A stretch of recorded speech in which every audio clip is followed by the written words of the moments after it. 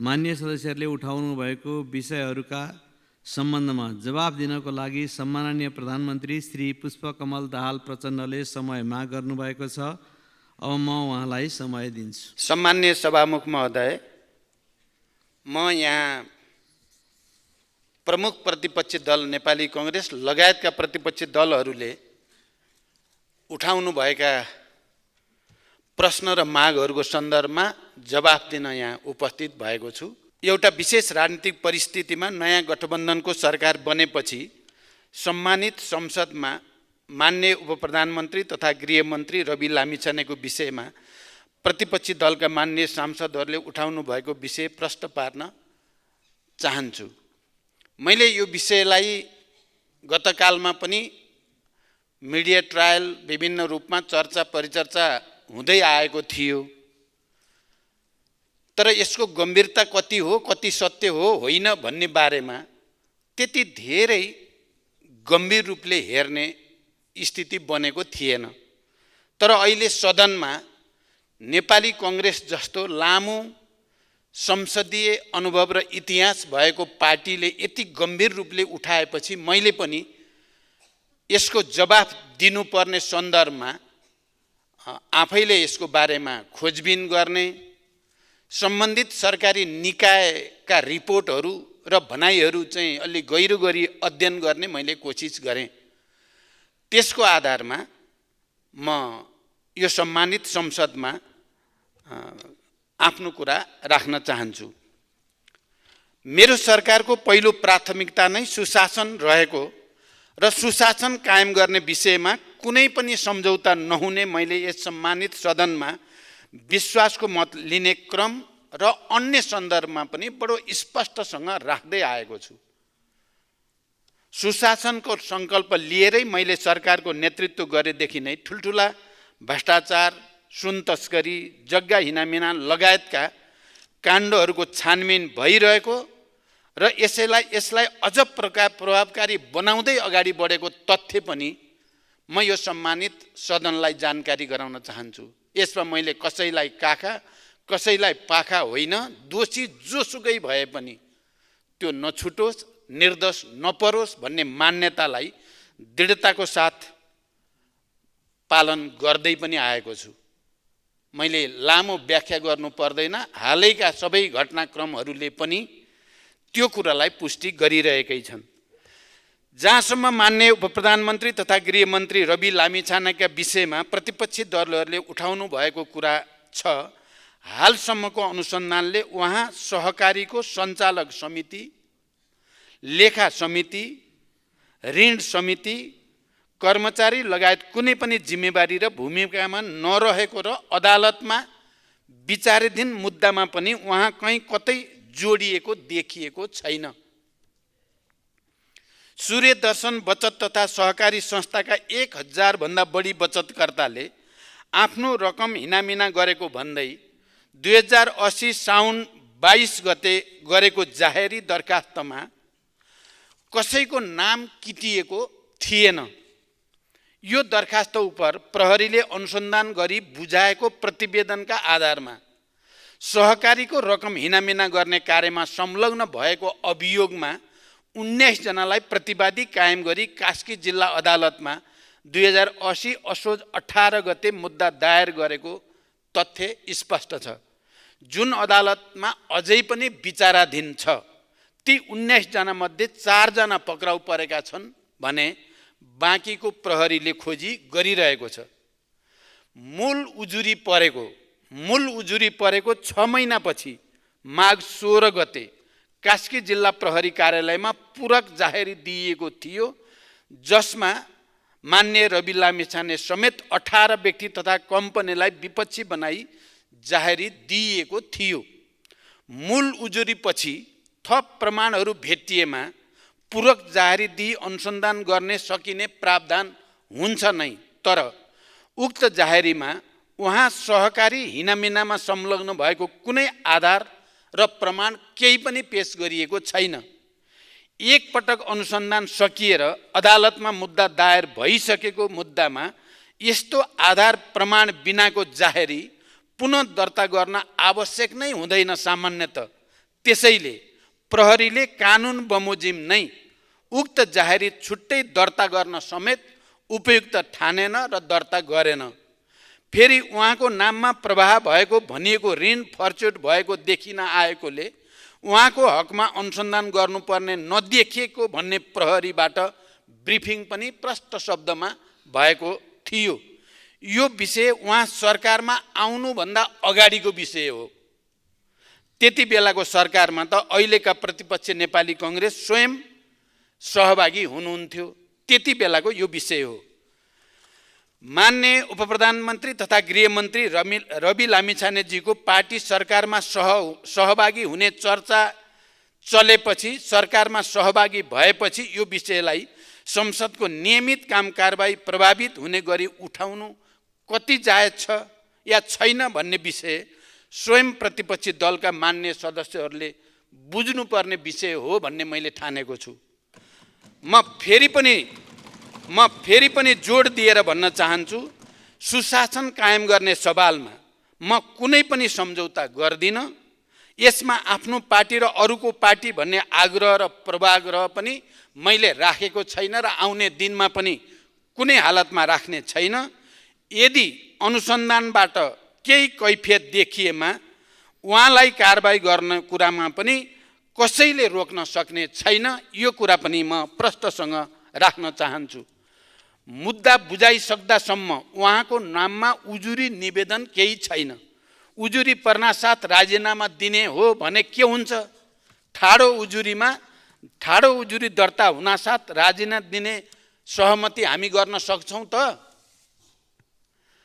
होइन, गृहमन्त्रीबाट चाहिँ हटाऊ, मुद्दा प्रभावित हुन्छ भन्न खोज्नु भएको हो भने प्रभावित पार्नेले अर्को मन्त्रालयमा बसे पनि प्रभावित पार्ला, सरकारमा बसे मात्रै पनि प्रभाव पार्न सक्ला। त्यसैले यो विषयलाई राजनीतिकरण नगर्न म अनुरोध गर्न चाहन्छु। लामो संसदीय अभ्यासको अनुभव भएको नेपाली कङ्ग्रेस जस्तो पार्टीले यस्तो विषयलाई अनावश्यक राजनीतिकरण गर्नुभन्दा देशमा विद्यमान अन्य महत्त्वपूर्ण राजनीतिक विषयमा सदनलाई बहसमा ल्याउन म अपिल गर्न चाहन्छु। नेपाली कङ्ग्रेस लगायत प्रतिपक्ष दलका मान्य सदस्यहरूलाई यो विषयमा मैले यति प्रतिबद्धता व्यक्त गरिसकेपछि अब सदन सुचारू गर्न सहयोग गर्नुहुनेछ भन्ने विश्वास पनि म व्यक्त गर्न चाहन्छु। धन्यवाद। प्रश्नकर्ता मान्य श्री गोकुल प्रसाद बाँसकोटालाई सम्माननीय प्रधानमन्त्रीसँग प्रश्न सोध्न अनुमति दिन्छु।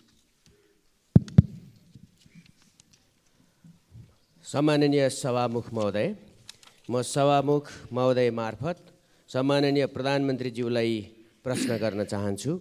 मध्य पहाडी पुष्पलाल लोकमार्ग पहाडी जनजीवनको लाइफलाइनको रूपमा रहेको छ, तर यो लामो भयो। त्यसकारणले यसको पुनर्रेखाङ्कन गरी दूरी छोट्याउनका लागि सुरुङ र भायाडक्ट प्रविधिको समेत प्रयोग गरी आउँदो 5 वर्षभित्र डबल लेनमा यसलाई विस्तार गर्ने योजना सरकारको छ कि छैन, सम्भव छ कि छैन, सरकारको प्रतिबद्धता चाहन्छु। साथै आज ब्रेन ड्रेन नेपाली युवाहरूको भइरहेको छ र पढ्नका निम्ति अरबौँ बाहिर गइरहेको छ।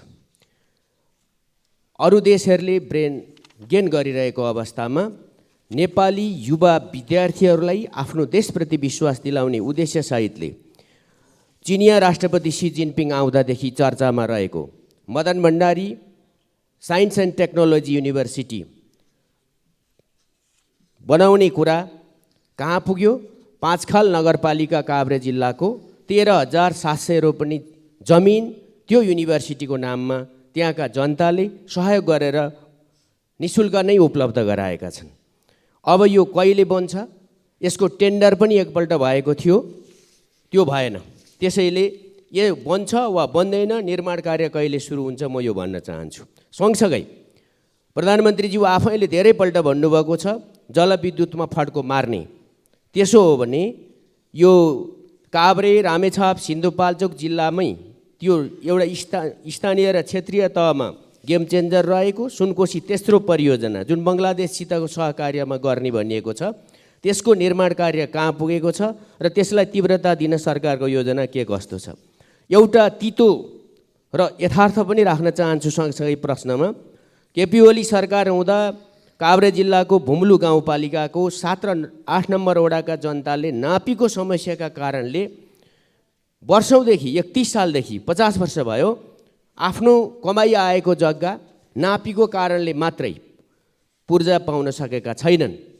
त्यहाँ कार्यालय राखिएको थियो र आजसम्म छैन। न उनीहरूले औषधि उपचार गर्न पाउँछन्, न बैंकमा राख्न पाउँछन्। यो समस्या त्यो कार्यालय उठाउने काम पनि अघिल्लो सरकारले गर्यो। अब यो के हुन्छ र कार्यालय किन उठाएको, त्यहाँका जनताले कहिले आफ्नो जमिनको पूर्जा पाउँछन्? धन्यवाद। प्रधानमन्त्रीज्यूको जवाफ चाहन्छु। अब सम्माननीय प्रधानमन्त्री श्री पुष्पकमल दाहाल प्रचण्डलाई उक्त प्रश्नको जवाफ दिन अनुमति दिन्छु। सभामुख महोदय, मान्यज्यूले मध्य पहाडी लोकमार्ग, मदन भण्डारी विश्वविद्यालय, सुनकोशी तेस्रो जलविद्युत परियोजना र जनताले जग्गा धनी प्रमाणपत्र नपाएको विषयमा जिज्ञासा राख्नु भएको छ। पूर्वमा 5 थरको चिवा भन्ज्याङदेखि पश्चिममा बैतडीको झुलाघाटसम्म मध्य पहाडी भूभागलाई यातायात सञ्जालमा जोडी आर्थिक, सामाजिक, सांस्कृतिक, पर्यटकीय, कृषि, ऊर्जा, शैक्षिक लगायत समग्र क्षेत्रको विकास गर्ने मूल रणनीतिक उद्देश्यले मेरो पहिलो प्रधानमन्त्रीत्वको कार्यकालमा 2065 साल फागुन 26 गते मध्य पहाडी लोकमार्ग निर्माणको रेखाङ्कन गरिएको थियो। मध्य पहाडी राजमार्गको कुल लम्बाइ 1879 किलोमिटर मध्ये हालसम्म 1259 किलोमिटर सडक डेडिकेटेड डबल लेनमा स्तरोन्नति भइसकेको छ भने 137 वटा पुल मध्ये 33 वटा पुल निर्माण सम्पन्न भइसकेको छ। राजमार्गका कतिपय स्थानमा सुरुङ तथा अग्ला पुलहरू निर्माण गरी राजमार्गलाई छोटो र सुरक्षित बनाउने विषय नेपाल सरकारको उच्च प्राथमिकतामा रहेको छ। निर्माण सम्पन्न भइसकेपछि आवश्यक र सम्भव भएका बाँकी स्थानमा डेडिकेटेड डबल लेनमा स्तरोन्नति गरिनेछ। मदन भण्डारी विज्ञान तथा प्रविधि विश्वविद्यालयको 2टा भवन मकवानपुरको चितलाङमा निर्माण भएको र 5 खाल नगरपालिकामा विश्वविद्यालय अनुदान आयोगको सिफारिस समेतका आधारमा मित्र राष्ट्र चीन सरकारको सहयोगमा संरचना निर्माणका लागि प्रक्रिया अघि बढाइसकिएको जानकारी मान्य सदस्यलाई गराउन चाहन्छु। सुनकोशी तेस्रो जलविद्युत आयोजना संयुक्त रूपमा कार्यान्वयनका लागि नेपालका तर्फबाट नेपाल विद्युत प्राधिकरण तथा बङ्गलादेशका तर्फबाट बङ्गलादेश पावर डेभलपमेन्ट बोर्डलाई लाइन एजेन्सी तोकिएको छ। दुई देशबीचको सचिव स्तरीय बैठकको निर्णय अनुसार संयुक्त लगानीको कम्पनी स्थापना गर्ने प्रक्रिया अघि बढिसकेको छ। आयोजनाको अध्ययन प्रतिवेदन, डिजाइन तथा ड्रइङ सम्बन्धी कागजातहरू बङ्गलादेश पक्षलाई उपलब्ध गराइएको छ। काभ्रे जिल्लाको भुम्लु गाउँपालिकाको वडा नम्बर 7 र 8 का जनताले नापीको समस्याका कारणले 50 वर्षदेखि जग्गा धनी प्रमाणपत्र पाउन नसकेको विषयमा म जानकार छु। त्यस क्षेत्रमा 2032-33 सालतिर नापी हुँदा फिल्ड बुकमा 90% सम्म दर्ता भइसक्दा पनि सीमाना विवाद लगायतका कारणले स्थानीयबाट विरोध हुँदा प्रमाणपत्र दिने काम हुन सकेको थिएन। पछिल्लो समयमा यातायात पूर्वाधार निर्माण, अनौपचारिक रूपमा जग्गाको स्वामित्व हस्तान्तरण लगायतका कारणले साबिकमा नाप जाँच हुँदा र अहिलेको अवस्थामा फरक हुन आएको कारण दर्तामा समस्या देखिएको छ। तयार भएका जग्गा धनी प्रमाणपत्र वितरण गर्न तथा बाँकी काम शीघ्र सम्पन्न गर्न निर्देशन दिइसकेको सम्मानित सदनलाई जानकारी गराउन चाहन्छु। धन्यवाद। अब प्रश्नकर्ता माननीय सदस्य श्री चन्दा कार्की भण्डारी।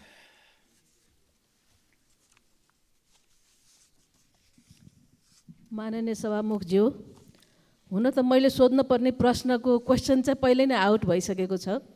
सम्मान्य प्रधानमन्त्रीज्यूलाई मैले प्रश्न सोध्नका लागि मात्रै मैले सोधेको होइन। प्रधानमन्त्रीज्यू, यहाँको ध्यानाकर्षण भएपछि यो कामले पक्कै पनि गति लिन्छ र चाहेमा फत्ते पनि हुन्छ भन्ने विश्वासले मात्रै मैले यो प्रश्न राखेको हुँ। र स्वास्थ्य सबैको लागि सबैभन्दा महत्त्वपूर्ण कुरा हो भनेर म भन्दै आएको छु, कराउँदै आएको छु। तर बुझ्नेलाई यो कुरा गहिरो छ, नबुझ्नेलाई मैले बुझाउन धेरै समय लाग्छ। प्रधानमन्त्रीज्यू, संविधानको धारा 35ले स्वास्थ्यलाई मौलिक हकको अन्तर्गत राखेको छ र यो मौलिक हकको प्रत्याभूति आम नागरिकलाई गराउने सबैभन्दा उपयुक्त माध्यम स्वास्थ्य बिमा कार्यक्रम नै हो भन्ने कुरामा दुई मत छैन। वर्तमान संविधानको धारा 51 जमा पनि नागरिकको स्वास्थ्य बिमा सुनिश्चित गर्ने व्यवस्था मिलाउने कुरा प्रष्ट उल्लेख पनि गरिएको छ।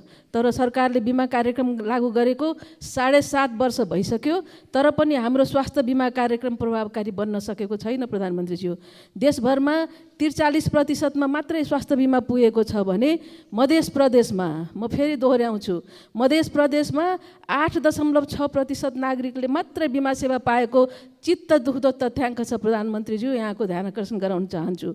कर्णाली र सुदूरपश्चिमको हालत पनि त्यस्तै छ।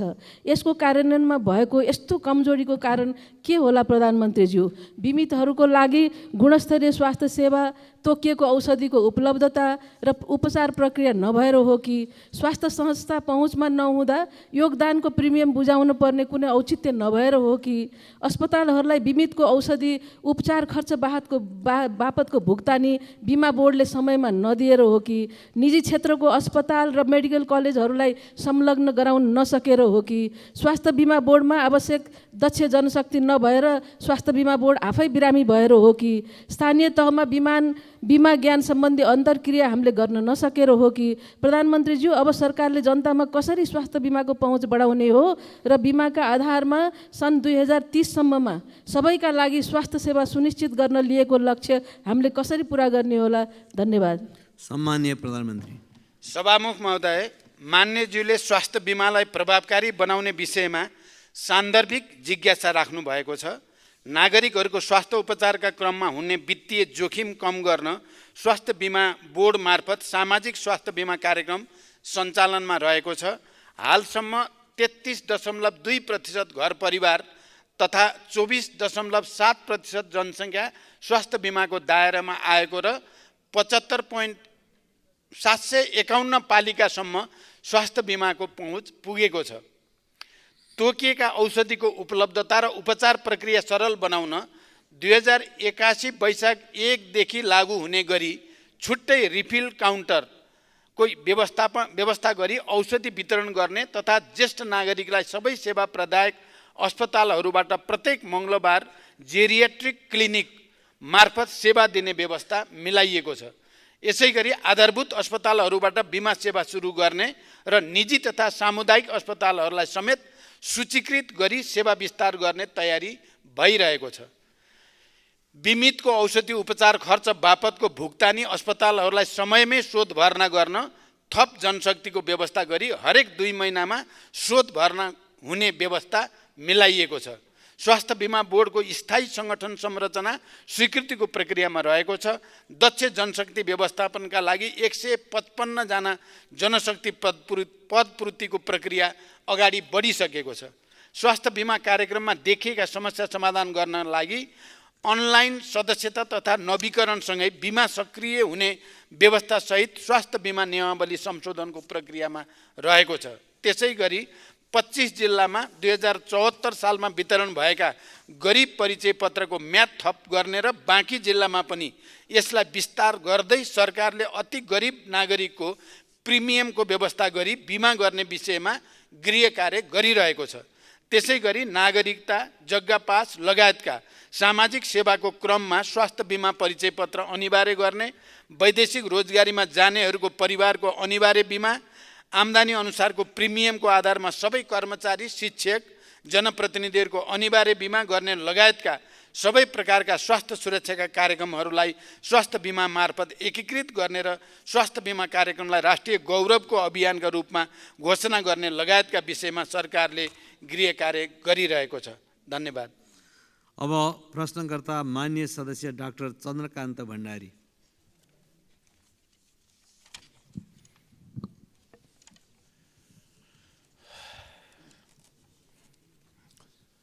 सम्मानीय सभामुख महोदय, सभामुखजी मार्फत सम्मानीय प्रधानमन्त्रीज्यूलाई म केही प्रश्नहरू राख्न चाहन्छु, साथै जिज्ञासा पनि। सम्मानीय प्रधानमन्त्रीज्यू, देशमा आमूल परिवर्तन गरी नयाँ नेपाल बनाउने अभियानका साथ पिछले 2051 सालदेखि देशमा तपाईले नेतृत्व गरेको नयाँ नेपालको अभियानमा त्यो द्वन्द्वमा धेरै मानिसहरूले ज्यान गुमाए, अङ्गभङ्ग भए। यसैलाई आधार मानेर हामीले संविधान बनायौँ। संविधान मात्र होइन, हामीले द्वन्द्वको व्यवस्थापन गर्यौँ। त्यो व्यवस्थापन विश्वको उदाहरण पनि बनेको छ। त्यो अभियानले मुलुकलाई आमूल परिवर्तन गर्नुपर्ने हो, आर्थिक सामाजिक रूपले। र तपाईँलाई जनताले धेरै आशा पनि गरेका थिए। तर आज अझ बढी गरिबी, अरू बढी अराजकता, अरू बढी कुशासन, अरू बढी आर्थिक अनुशासनहीनता बढिरहेको छ। भ्रष्टाचारको त हामी कुरै नगरौँ, जुन कुरा मैले हिजो पनि बोलेको छु। तपाईँको अनुभवमा यसको समाधानको उपाय के होला? देशमा देखेका परेका यस्ता तमाम समस्याहरू समाधान गर्न तपाईँको कार्ययोजना के छ? दोस्रो, नेपालमा वर्षमा झन्डै 50-60 हजार व्यक्तिहरू जलनबाट पीडित हुने गरेका छन्। जलनको उपचार अत्यन्त खर्चिलो र पीडादायक हुन्छ। नेपालमा यसको उपचारको लागि आधुनिक अस्पतालको अभाव मात्र होइन, छैन। गरिबीका कारण विदेशमा उपचार गराउन नसक्ने कयौँ व्यक्तिहरूले मृत्युवरण गर्नु परेको छ। जलनको उपचारका लागि अस्पताल निर्माण गर्न नेपाल सरकारले 2079 फाउनमा निर्णय पनि गरेको थियो। यसको लागि हामीसित जग्गा पनि छ, हामीसित पैसा पनि छ नेपाल ट्रस्टमा, जसको कानुनी व्यवस्था गरिएको छ। तसर्थ हालसम्म कार्यान्वयन हुन सकेको छैन। यो निर्णयलाई कार्यान्वयन गर्न जलवन अस्पताल निर्माणका लागि कहिले प्रधानमन्त्रीबाट शिलान्यास हुन सक्छ, यो जानकारी चाहन्छौँ। साथै प्रधानमन्त्रीजी, म ध्यान आकर्षण गराउन चाहन्छु, निर्वाचन क्षेत्र सडकहरू छन् हाम्रा छन्, जो अहिले पिचको निम्ति तयार भएर बसेका छन्। यदि हामीले अहिले बजेटहरू छुट्यायौँ, 15-20 करोड छुट्यायौँ भने हामी काम गर्न सक्छौँ। होइन भने सरकारको अरबौँ लस हुन सक्छ। यसपट्टि म ध्यान आकर्षण गर्न चाहन्छु। धन्यवाद। सम्माननीय प्रधानमन्त्री। सभामुख महोदय, मान्यज्यूले अत्यन्त संवेदनशील र महत्त्वपूर्ण प्रश्न गर्नुभएको छ। मैले यस सम्मानित सदन समक्ष विश्वासको मत लिने क्रममा समेत यसबारेमा आफ्ना धारणाहरू राखिसकेको छु। मेरो नेतृत्वको सरकारको मुख्य कार्यभार र प्राथमिकता नै सामाजिक न्यायको प्रत्याभूति गर्दै सुशासन कायम गर्ने र समृद्ध नेपालको निर्माण गर्ने र संविधानले परिकल्पना गरे अनुसार समाजवाद उन्मुख व्यवस्था निर्माणको आधार तयार पार्ने नै हो। हालसम्म प्राप्त उपलब्धिहरूको रक्षा गरेर मात्र संविधानले परिकल्पना गरे अनुरूप लक्ष्य पुरा गर्न सकिन्छ भन्ने मेरो धारणा छ। तर अहिलेकै परम्परागत कार्यशैली, परम्परागत सोच, चिन्तन र प्रणालीबाट हामीले सोचे अनुरूप लक्ष्य हासिल हुन नसक्नेमा पनि म पुनः जोड दिन चाहन्छु। यही मुख्य राजनीतिक तथा वैचारिक आधारमा सरकारको नेतृत्व लिएदेखि नै सुशासन कायम गर्न सरकार हरदम प्रयासरत छ। इतिहासमा नै ठुला ठुला भ्रष्टाचारका काण्डहरू अनुसन्धान भएका छन्। सुशासनको नयाँ र ऐतिहासिक मानकहरू स्थापित हुँदै गएका छन्। त्यसै गरी गरिबीको अन्त्य गर्न, सामाजिक निराशालाई चिर्न, आर्थिक प्रणाली तथा जनतालाई प्रत्यक्ष प्रत्याभूति हुने किसिमका सामाजिक सुरक्षा, रोजगार लगायतका कतिपय कार्यहरू अघि बढेको यहाँहरूलाई अवगत नै छ। सरकारले यसलाई अझै प्रभावकारी ढङ्गले अगाडि बढाउनेछ भन्ने म विश्वास दिलाउन चाहन्छु। र आउने नीति कार्यक्रम र बजेटमा हामीले केही गुणात्मक रूपले उत्पादन र रोजगारी सृष्टि गर्ने गरी जाने तयारी भइरहेको पनि म जानकारी गराउन चाहन्छु। मान्यज्यूले जलन उपचार अस्पतालको सम्बन्धमा सान्दर्भिक जिज्ञासा राख्नु भएको छ। मसँगको भेटमा पनि पटक पटक मान्य सदस्यले जलन अस्पताल स्थापना गर्ने र मैले शिलान्यास गरोस् भन्ने जिज्ञासा राख्दै आउनु भएको छ। कीर्तिपुरको वर्ण अस्पताललाई जलनको प्रमुख अस्पतालका रूपमा विस्तार गर्न सरकारबाट अनुदान दिने प्रक्रिया अघि बढेको छ। वर्ण अस्पताल विस्तार गर्ने मन्त्री परिषदको निर्णय कार्यान्वयन सम्बन्धमा कीर्तिपुरको वर्ण अस्पतालका अतिरिक्त वीर अस्पताल, शिक्षण अस्पताल, पाटन अस्पतालमा जलन युनिट स्थापना गरी सेवा विस्तार गरिँदैछ। प्रदेशमा रहेका केन्द्रीय अस्पतालहरूमा समेत जलन युनिट स्थापना गरी मध्यम प्रकारको जलनको त्यही उपचार गर्ने र कडा किसिमको लागि रेफरल गर्ने व्यवस्था मिलाइनेछ। स्वास्थ्य कर्मीहरूलाई जलनको प्राथमिक उपचारको तालिमको व्यवस्था सुरु गरी प्राथमिक उपचार र सम्बन्धित ठाउँमा समयमै प्रेषण गर्ने व्यवस्था मिलाउने र समन्वय गर्ने काम पनि भइरहेको म यस सम्मानित सदन समक्ष जानकारी गराउन चाहन्छु। धन्यवाद। अब प्रश्नकर्ता मान्य सदस्य श्री चन्दा चौधरी।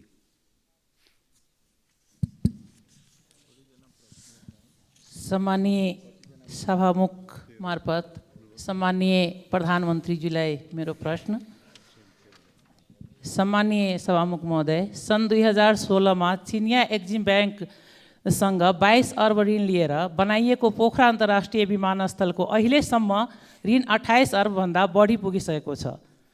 अबको 13 वर्षमा चिनिया ब्याङ्कलाई सबै सावा ब्याज तिर्न भनी शर्त राखिएको उक्त विमानस्थल बनाउन मात्र हाम्रो आन्तरिक स्रोतबाट जग्गा अधिग्रहणको लागि 9 अर्बभन्दा बढी खर्च भएको छ। यसरी ऋणसहित लगभग 32-33 अर्बमा बनेको अन्तर्राष्ट्रिय विमानस्थल उद्घाटन भएको 14 महिनासम्म पनि कुनै अन्तर्राष्ट्रिय व्यावसायिक उडान नहुनु भनेको कतै यो संरचना हाम्रो लागि ऋण पासो त बनिरहेको छैन। उक्त विमानस्थल सम्मानीय प्रधानमन्त्रीज्यूले नै आजभन्दा 14 महिना अघि उद्घाटन गर्नुभएको थियो र चिनिया इन्भेस्टरले उक्त कार्यक्रममा पोखरा अन्तर्राष्ट्रिय विमानस्थल उहाँको बेल्ट एन्ड रोडको उपहार हो भनेर सार्वजनिक रूपमा भन्नुभएको थियो।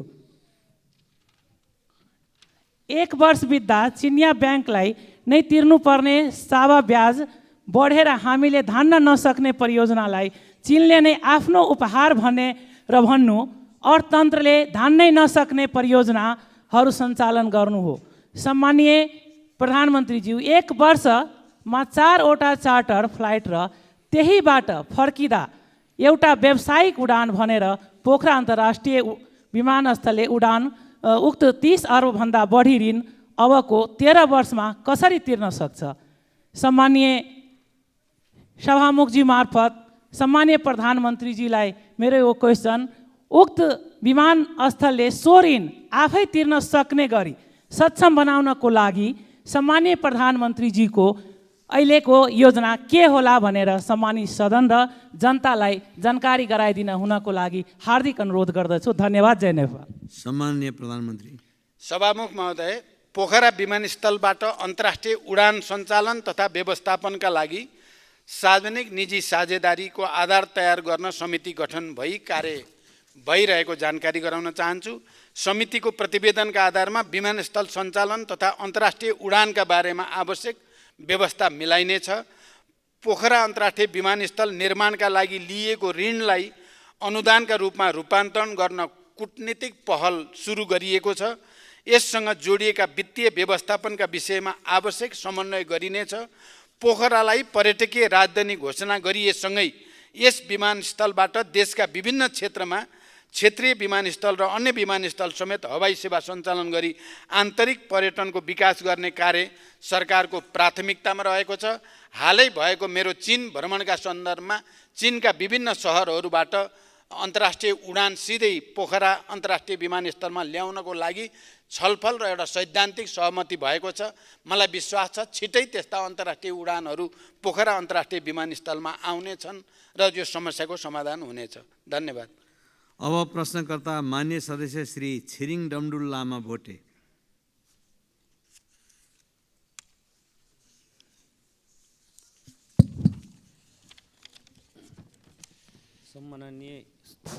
सम्माननीय सभामुख महोदय मार्फत सम्माननीय प्रधानमन्त्रीज्यूलाई मेरो जिज्ञासा छ।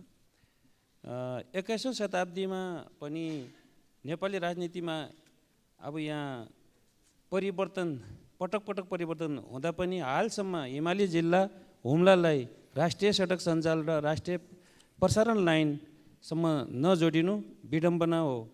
अब हुम्लामा सडक र विद्युत कहिले जोडिन्छ? 2, कर्णाली कोरिडोर अन्तर्गत खुलालु हिल्सा सलिसल्ला खण्डको रु 4 अर्ब 53 करोड बहुवर्षीय ठेक्का पहिलेको अर्थमन्त्री ज्यूले सहमति दिनु भएन, के कारणले हो कि अब नयाँ सरकार र नयाँ अर्थमन्त्रीज्यूले यो गौरवको योजनालाई सहमति दिन्छ कि दिँदैनन्, दिए भने कति समय लाग्छ? अब साथै यो मृत्यु मार्गमा परिचित कर्णाली कोरिडोरलाई जीवन मार्गमा कहिले बदल्छ? हुम्लाको विकास, सिङ्गो हिमाली क्षेत्रको विकास गणतन्त्र नेपालको प्रथम प्रधानमन्त्री र हाल तेस्रो पटकसम्म देशको नेतृत्व भएको बेला हाम्रो पालामा र राम्रो विकास नगरे कसले गर्छ, कहिले हुन्छ? अब के अबको बजेटमा हिमाली क्षेत्रलाई, हुम्लालाई लगायत सबै दुर्गम जिल्लालाई समान बजेट वितरण गर्छ? हुम्लालाई सडक, विद्युत, स्वास्थ्य र शिक्षाको पहुँच केन्द्र सरकार, काठमाडौँ सरकारसँग कहिलेसम्म जोडिन्छ?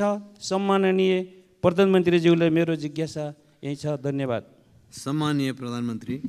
सभामुख महोदय, हुम्ला जिल्लाको सदरमुकाम सिमीकोटलाई चालु आर्थिक वर्षभित्रै राष्ट्रिय सडक सञ्जालसँग जोड्ने गरी नेपाली सेना र सडक विभाग अन्तर्गत काम भइरहेको जानकारी म गराउन चाहन्छु। कर्णाली कोरिडोर र कर्णाली राजमार्ग समेतको सडकको अवस्था सुधार गर्न आवश्यक बजेट व्यवस्था गरिएको छ। कर्णाली कोरिडोरतर्फ सिमीकोटमा र पिलीचौरमा 2वटा योजना कार्यालय स्थापना गरी काम अगाडि बढिरहेको छ। कर्णाली राजमार्गतर्फ सडक डिभिजन सुर्खेत र जुम्लाबाट काम भइरहेको छ। खुलालु सल्ली सल्ला खण्डको सुधारका लागि बहुवर्षीय योजना ठेक्का गरिने र आगामी आर्थिक वर्षको बजेटमा समेत कर्णाली कोरिडोरलाई उच्च प्राथमिकतामा राखिने जानकारी पनि म मान्य सदस्यलाई गराउन चाहन्छु। कर्णाली प्रदेशका डोल्पा, जुम्ला, मुगु तथा हुम्ला जिल्लामा विद्युतीकरण विस्तारका लागि गत आर्थिक वर्षमा नै ठेक्का व्यवस्था भएको र डिजाइन ड्रइङ स्वीकृति भइसकेको छ। जुम्ला सदरमुकामसम्म 33 केबी प्रसारण लाइन विस्तार भएको र जुम्लाबाट मुगु सदरमुकाम तथा मुगु सदरमुकामबाट हुम्ला जिल्ला सदरमुकाम तथा अन्य स्थानमा समेत विद्युतीकरण गर्न ठेक्का सम्झौता गरिएको छ। निर्माण व्यवसायीबाट आगामी 2 वर्षभित्र 33 केबी क्षमताको प्रसारण लाइन निर्माण सम्पन्न गरी विद्युतीकरण विस्तार गर्ने योजना रहेको बेहोरा समेत म यस सम्मानित सदनलाई जानकारी गराउन चाहन्छु। हुम्ला लगायत पूर्वाधारका दृष्टिले पछाडि परेका कर्णालीका जिल्लाहरूको समग्र पूर्वाधार तथा सामाजिक विकासको विषय सरकारको उच्च प्राथमिकतामा रहेको छ। मान्य सदस्यहरूलाई थाहै छ, मेरो हालै सम्पन्न चीन भ्रमणका सन्दर्भमा हुम्लाको सदरमुकामलाई जोड्ने गरी हिल्सा सिमीकोट सडकको बारेमा एउटा सहमति भएको छ। चीन सरकारले त्यसमा अनुदान सहयोग गर्ने सहमति भइसकेको जानकारी पनि म गराउन चाहन्छु। धन्यवाद। अब प्रश्नकर्ता मान्य सदस्य श्री जनार्दन शर्मा। सम्मान्य सभामुख महोदय मार्फत सम्मान्य प्रधानमन्त्रीलाई म प्रश्न गर्न चाहन्छु। सङ्घीय लोकतान्त्रिक गणतन्त्रको ऐतिहासिक उपलब्धिहरूलाई समाप्त पार्ने आवाजहरू उठिरहेको सन्दर्भ छ। यस्तो अवस्थामा सरकारले संविधान कार्यान्वयन गरी सङ्घीयतालाई प्रभावकारी बनाउन पहल गर्न आवश्यक छ। सङ्घीयतालाई प्रभावकारी बनाउन कानुनहरू निर्माण गर्नमा ढिलाइ भइरहेको छ। यो अवस्थालाई अन्त गरी सङ्घीयता कार्यान्वयनका लागि महत्त्वपूर्ण ऐनहरू निर्माण गरी प्रदेश र स्थानीय तहलाई प्रभावकारी बनाउन आवश्यक छ। यस सन्दर्भमा सरकारले निर्णय गरी कार्यान्वयन गर्न सक्ने कतिपय कामहरू पनि ढिला हुन गइरहेको छ। यस सन्दर्भमा जस्तो प्रदेश प्रहरी समायोजनको कामबारे आलटाल भइरहेको समायोजन कहिले हुन्छ भनेर म सोध्न चाहन्छु।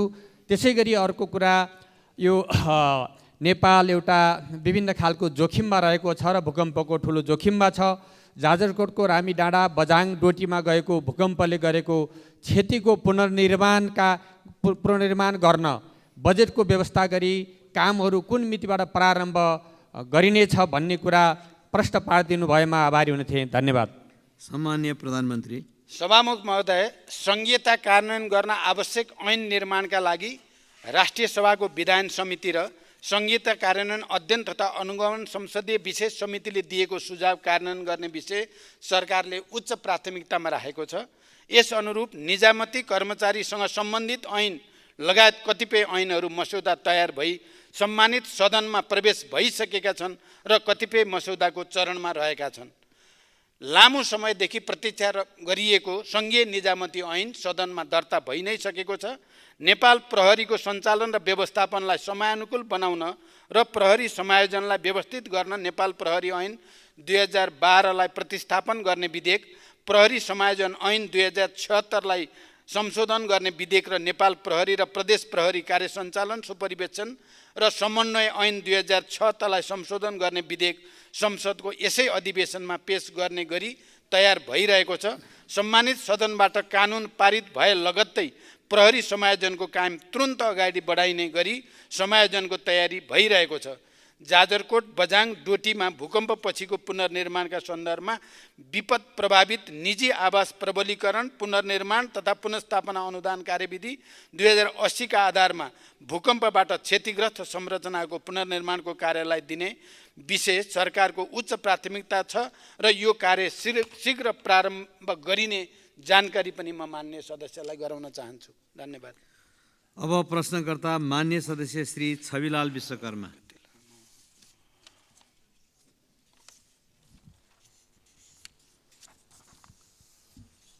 सम्माननीय सभामुख महोदय, मैले प्रतिनिधित्व गर्ने रूपन्देही निर्वाचन क्षेत्र नम्बर 1 समेतका नेपाली जनताका तर्फबाट यो सम्मानित सदनमा सम्माननीय प्रधानमन्त्रीज्यूबाट निम्न प्रश्नहरूको जवाब चाहन्छु।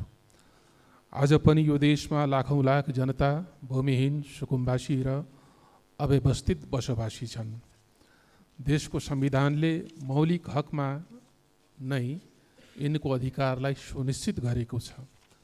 भूमिहीन दलितको हकमा सोको कार्यान्वयन गर्न कानुन समेत बनिसकेको छ।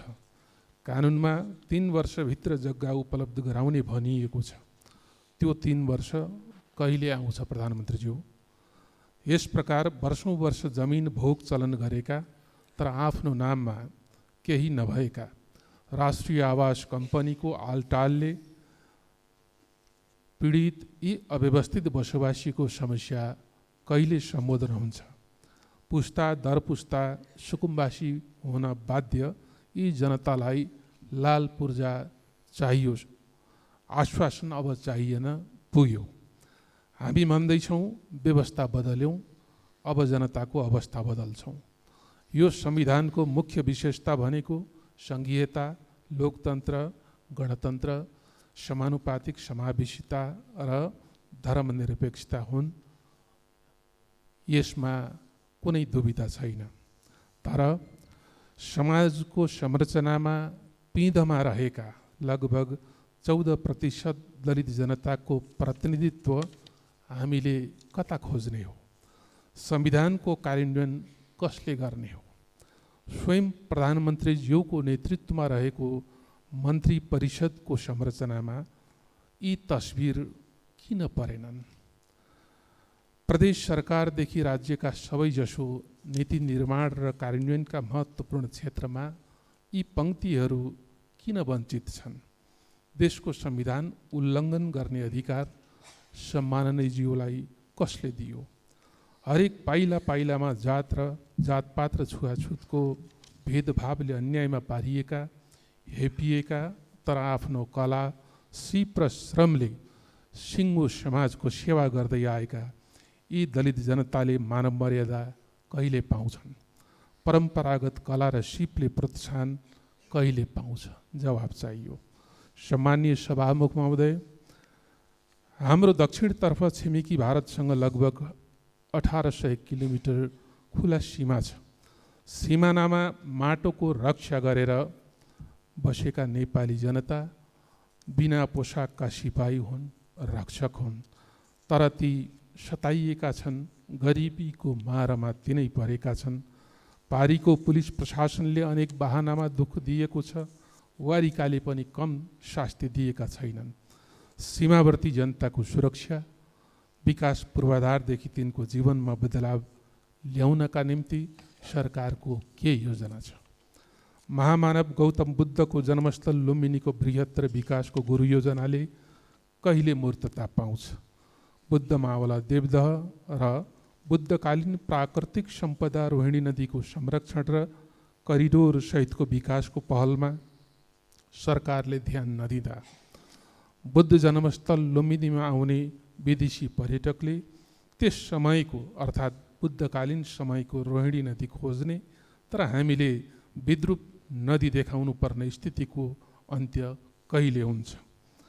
सम्माननीयज्यू, हरेक परिवर्तनको लागि योगदान दिने, खास गरी पछिल्लो बेलामा लोकतन्त्र गणतन्त्रको लागि भारत स्थित लाखौँ लाख प्रवासी नेपालीले काम सम्पन्न भएपछि कहिल्यै राज्यबाट स्नेह पाएनन्, सम्बोधन पाएनन्, समस्याको सम्बोधन समेत भएन। उनीहरू भन्छन् खोलो तर्यो लौरो बिर्स्यो। रोजगारीको सिलसिलामा इजरायल पुगेका कञ्चनपुरका विपिन जोशीलाई इजरायली विद्रोही पक्ष हमासले कब्जामा लिई हालसम्म पनि बेपत्ता बनाएको छ। उनको अवस्था के छ? जवाब पाऊँ। धन्यवाद। सम्माननीय प्रधानमन्त्री। सभामुख महोदय, भूमिहीन दलित, भूमिहीन सुकुम्बासी र अव्यवस्थित बसोबासीको समस्या सम्बोधन गर्न गठित राष्ट्रिय भूमि आयोगबाट हालसम्म 5300 परिवारलाई जग्गा धनी प्रमाणपत्र वितरण गरिसकिएको र 728 स्थानीय तहसँग आयोगले सम्झौता गरिसकेको स्थिति छ। हालसम्म 14,36,400 भन्दा बढी निवेदनहरू सङ्कलन भएकोमा 10,47,122 निवेदन कम्प्युटरमा प्रविष्ट गरिसकिएको छ। आयोगका कार्यहरूलाई प्रभावकारी बनाउन वन ऐन र भूमि सम्बन्धी ऐन संशोधनको प्रक्रिया अगाडि बढाइएको छ र कानुन संशोधनसँगै हालसम्म नाप जाँच र नक्साङ्कन भइसकेका 2,43,561 किता तत्काल उपलब्ध गराउने तयारी आयोगले गरेको जानकारी गराउन चाहन्छु। राष्ट्रिय आवास विकास कम्पनी मार्फत देशका विभिन्न स्थानमा आफ्नो स्वामित्व र भोगाधिकार रहेको फुटकरतर्फ 3,043 बिघा 4 कट्ठा 2 धुर र जग्गा धनी प्रमाणपत्र भएको 172 बिघा 4 कट्ठा 8 धुर गरी कुल 3215 बिघा 8 कट्ठा 10 धुर जग्गामा साबीको पुनर्वास कार्यक्रम अन्तर्गत तत्त स्थानमा बसोबास गरिरहेका सोबासीहरूलाई घणेरी उपलब्ध गराउने नीति रहेको छ। त्यसअनुसार हालसम्म 207 परिवारलाई घणेरी उपलब्ध गराइएको छ। घणेरी उपलब्ध गराउन बाँकी 12,453 परिवारलाई आवश्यक कानुनी एवं नीतिगत व्यवस्था गरी यथाशीघ्र घणेरी वितरण गरिनेछ। दलितहरूको समग्र विकास र उचित प्रतिनिधित्वको सम्बन्धमा मैले माननीय चन्द्रबहादुर विश्वकर्माले राख्नुभएको जिज्ञासा सम्बोधन गर्ने सन्दर्भमा स्पष्ट पारिसकेको छु। अहिलेको हाम्रो क्याबिनेटमा पनि दलितहरूको प्रतिनिधित्व हुने कुरा पनि म प्रश्न गर्न चाहन्छु। सीमावर्ती क्षेत्रका नागरिकहरू सीमाका रक्षक हुन्। सीमा क्षेत्रका नागरिकको आर्थिक सामाजिक विकासका लागि सरकारले सीमा क्षेत्र विकास कार्यक्रम सञ्चालन गर्ने तयारी गरिरहेको छ। लुम्बिनी बृहत्तर विकास गुरु योजना राष्ट्रिय गौरवको आयोजनाको रूपमा कार्यान्वयन भइरहेको छ। थप सदन स्रोतको व्यवस्था गरी उक्त आयोजना कार्यान्वयनलाई तीव्रता दिइनेछ। लुम्बिनी विकास गुरु योजनाभित्रका सम्पदाहरूको खोजी, उत्खनन र विकास गर्ने कार्यलाई निरन्तरता दिइनेछ। इजरायलमा अध्ययनका लागि गएका नेपाली विद्यार्थी विपिन जोशीको रिहाईका लागि सरकारले निरन्तर प्रयास गरिरहेको छ र सरकारले मध्यस्थकर्ता देशहरू मार्फत समेत निजको रिहाईको लागि संवाद अगाडि बढाएको कुरा पनि म प्रश्नसँग राख्न चाहन्छु। धन्यवाद। अब प्रश्नकर्ता मान्य सदस्य श्री गङ्गा कार्की।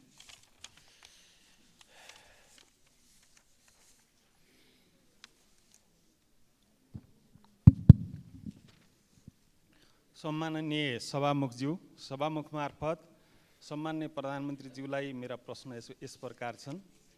ललिता निवास भुटानी शरणार्थी सुनकाण्ड लगायतका फाइल खोलेर अपराधमा संलग्नलाई कारबाहीको दायरामा ल्याएकोमा वर्तमान प्रचण्ड सरकारलाई धन्यवाद दिन चाहन्छु। प्रधानमन्त्रीज्यू, बाँकी भ्रष्टाचारीका फाइलहरू खुल्छन् कि खुल्दैनन्? दुग्ध पदार्थ, माछा, कुखुराको मासुमा आत्मनिर्भर भएको मुलुकमा बिचौलियाको कारणले किसानहरू अत्यन्त मारमा परेका छन्। यसको समुचित व्यवस्थापन गर्न सरकारको योजना के छ?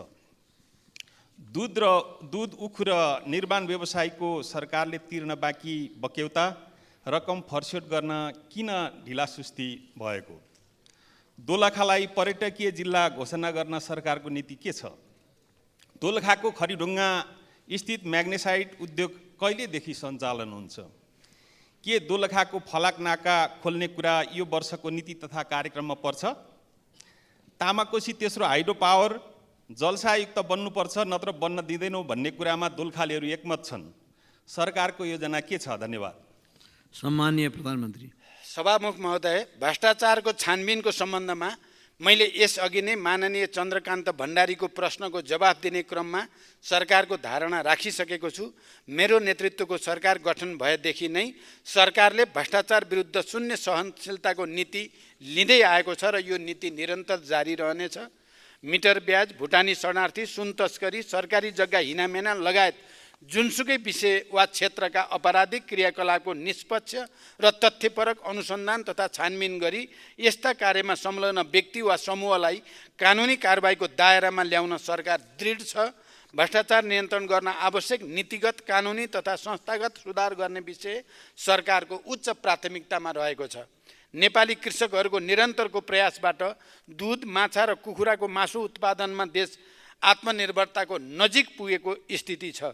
यसलाई स्थायित्व दिन सरकार निरन्तर प्रयत्नशील छ। दुध, माछा र कुखुराको मासुको मूल्य श्रृङ्खलालाई कृषकमुखी बनाउन उद्योगसँग खरिद सम्झौता एवं बाई ब्याक ग्यारेन्टी गरी साझेदारीमा उत्पादन, सङ्कलन, प्रशोधन, भण्डारण तथा बजारीकरणका कार्यक्रमहरू केन्द्रित गरिएका छन्। उखु किसानहरूले प्रोत्साहन अनुदान बापत पाउने गत वर्षको 1 अरब 32 करोड रुपियाँ भुक्तानी गरिसकिएको छ।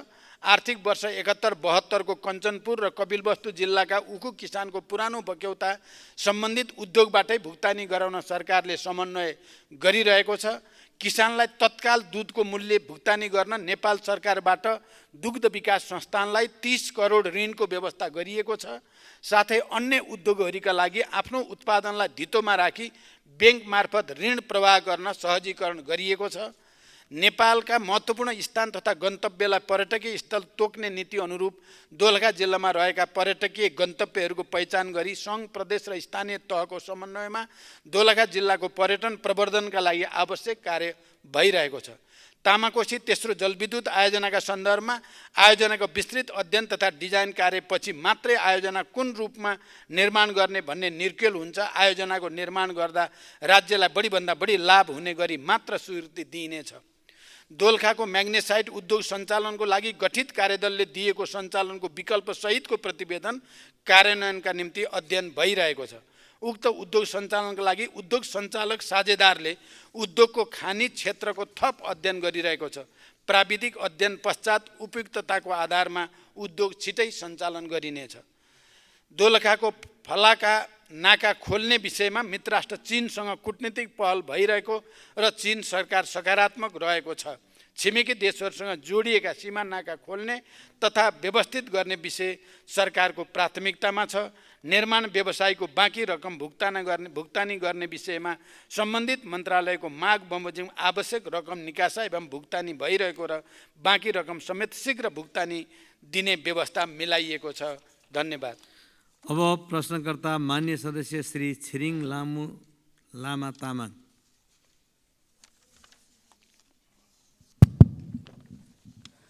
सम्माननीय सभामुख महोदय, सभामुख मार्फत मेरो सम्माननीय प्रधानमन्त्रीज्यूलाई प्रश्न यस प्रकार छ। गणतन्त्रको 15 वर्षमा देशको आर्थिक सामाजिक सूचाङ्कमा निकै परिवर्तन आएको छ। अन्ध्यारोमा रहेको देशले उज्यालो प्राप्तिको आधार र आशा थपिदिएको छ। सम्माननीयज्यू, तपाईँ पहिलो पटक देशको प्रधानमन्त्री हुँदा अर्थतन्त्रको आकार बढेको थियो। राष्ट्रिय गौरवको आयोजना तथा रणनीतिक आयोजना घोषणा मार्फत देशले भौतिक विकासको लय समातेको थियो। दोस्रो पटक देशको प्रधानमन्त्री हुँदा 18 घण्टा लोड सेडिङको अन्ध्यारोमा रहेको देशले उज्यालो यात्रा सुरु गरेको थियो। अहिले तेस्रो पटक प्रधानमन्त्री भइरहँदा सामाजिक न्याय, सुशासन र आर्थिक समृद्धिको महाअभियान चलेको छ। यसले निराशाको बीचमा रहेको नेपाली जनतामाझ आशाको किरण देखिएको छ। यो दृढ सङ्कल्प र आँट बोकेका सम्माननीय प्रधानमन्त्रीज्यूले चाहेमा मात्र कर्णालीको मुहार फेरिन सक्छ भन्ने आशा पलाएको छ। सदियौँदेखि उपेक्षामा रहेको जुम्लालाई अहिले पनि कुनै राष्ट्रिय गौरवको आयोजनाले समेट्दैन। संहितामा कर्णालीको नाममा प्राप्त अधिकार साबिक कर्णालीका जनताले उपभोग गर्न पाइरहेका छैनन्। यो अन्याय र विभेद हटाउन सम्माननीय प्रधानमन्त्रीज्यूको विशेष पहल हुनेमा कर्णालीका जनता आशावादी छन्। कर्णालीको स्रोत साधनको परिचालन गरी मूल्य श्रृङ्खला कायम गरिने भनेर विगतमा नीति तथा कार्यक्रम पनि नआएका होइनन्, तर यसको कार्यान्वयन नभएको अवस्था छ।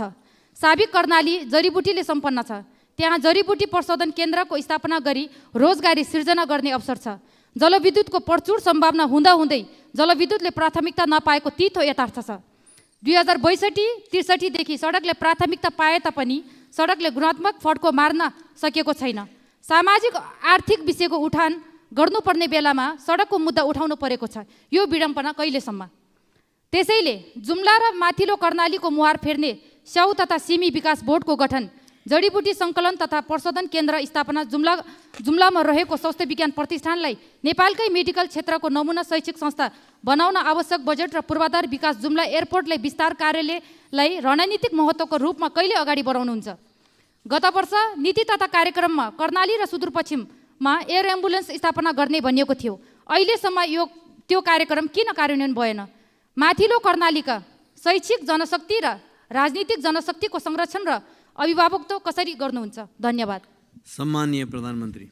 सभामुख महोदय, कर्णाली प्रदेशको आर्थिक तथा सामाजिक रूपान्तरणका विषयमा सरकार गम्भीर छ। कर्णाली लगायतका प्रदेशहरूलाई समृद्ध बनाउन नै हामीले लामो सङ्घर्ष मार्फत सङ्घीय लोकतान्त्रिक गणतन्त्रको स्थापना गरेका हौँ। यही तथ्यलाई मध्यनजर गरेर गत वर्षको बजेटमा कर्णाली प्रदेशमा तुलनात्मक रूपमा सबभन्दा बढी बजेट विनियोजन भएको तथ्य मान्यज्यूहरूलाई अवगत नै छ।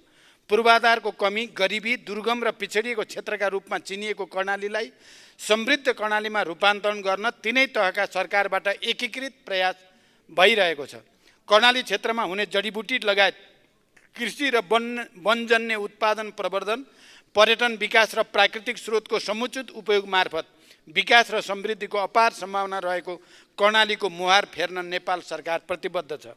कर्णाली र सुदूरपश्चिम प्रदेश लक्षित एयर एम्बुलेन्स स्थापना गर्ने सम्बन्धमा सरकारले हाल विपदमा परेका नागरिक र गर्भवती महिलाहरूको उद्धारका लागि नेपाली सेनाको हेलिकप्टर 24 घण्टा नै सुर्खेतमा राख्ने व्यवस्था मिलाइएको छ। यसबाट जाजरकोटमा 358, रुकुम 21, जाजरकोटमा 358, रुकुम 21 जना भूकम्प प्रभावित नागरिकहरूको उद्धार गरिनुको साथै तथा कर्णाली प्रदेशका 221 जना र सुदूरपश्चिम प्रदेशका 107 जना महिलाहरूलाई सेवा प्रदान गरिसकिएको छ। धन्यवाद। अब प्रश्नकर्ता मान्य सदस्य श्री गोमा लाभ सापकोटा।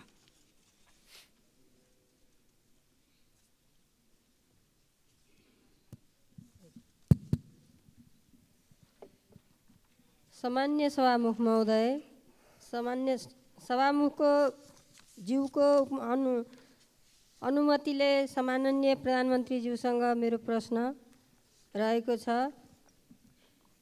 पोसाक दिवसको अवसरमा पारेर हाम्रो जनमत पार्टीले धोती लगाएर धोती दिवस मनाउने क्रममा हाम्रो पार्टीको राष्ट्रिय अध्यक्ष माननीय डाक्टर सीके राउतज्यू र माननीय मन्त्रीज्यूसहित 51 जनालाई प्रहरी प्रशासनद्वारा लछार पछार गरी बिना सूचना पक्राउ गरियो। त्यस्तै मध्य प्रदेशको सप्तरी जिल्लामा कृषि विश्वविद्यालयको उद्घाटन कार्यक्रममा माननीय प्रदेश शिक्षा मन्त्री, माननीय सांसदहरूको टाउको फुटाइयो। यी दुईवटा घटनाहरूमा दोषीलाई सम्माननीय प्रधानमन्त्रीज्यूबाट कुन प्रकारको कारबाही गरियो जान्न चाहन्छु। यदि कारबाही हुँदैन भने त्यो ठाउँमा सम्माननीय प्रधानमन्त्रीज्यू आफै भइदिएको भए के हुन्थ्यो?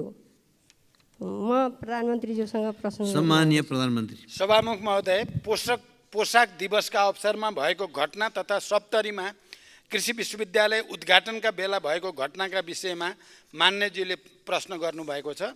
नेपाल सरकार सबै जात जाति सम्प्रदाय र धार्मिक सामाजिक विविधतालाई सम्मान गर्दछ।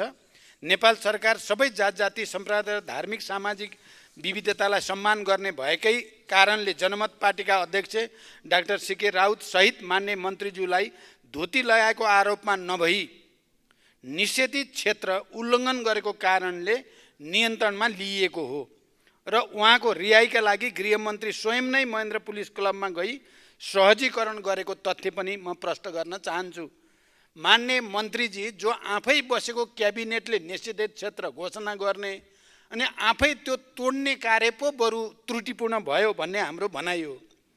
त्यसै गरी मध्य प्रदेश स्थित सप्तरी जिल्लामा कृषि विश्वविद्यालयको उद्घाटनका क्रममा दुई पक्षको सम्भावित भिडन्त रोक्न र शान्ति सुरक्षा कायम गर्ने क्रममा तोकिएको सीमा रेखा पार गरी अघि बढ्न खोज्ने समूहलाई रोक्न सामान्य बल प्रयोग भएको थियो।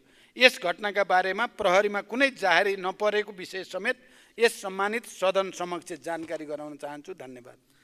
अब प्रश्नकर्ता मान्य सदस्य श्री चित्रबहादुर केसी।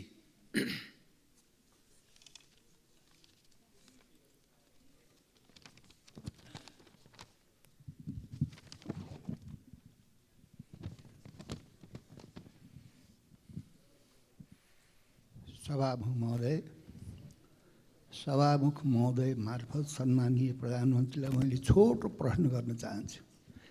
धेरै लामा प्रश्न भूमिका म बाँधेर उहाँको समय खेर फाल्दिनँ।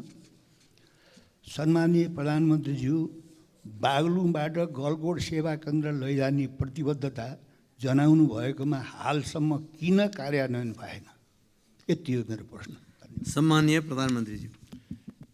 सभामुख महोदय, मान्य चित्रबहादुर केसीजीले पक्कै मलाई पटक पटक बागलुङबाट गलकोट सेवा केन्द्र लैजाने बारे राख्नु भएको छ र मैले त्यसको प्रतिबद्धता पनि व्यक्त गरेको छु।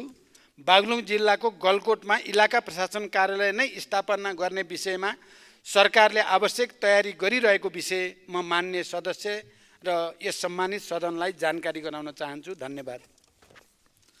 मान्य सदस्यहरू, आजको लागि निर्धारण गरिएको प्रधानमन्त्रीसँग प्रत्यक्ष प्रश्नोत्तर सम्बन्धी कार्यक्रम यही समाप्त हुन्छ।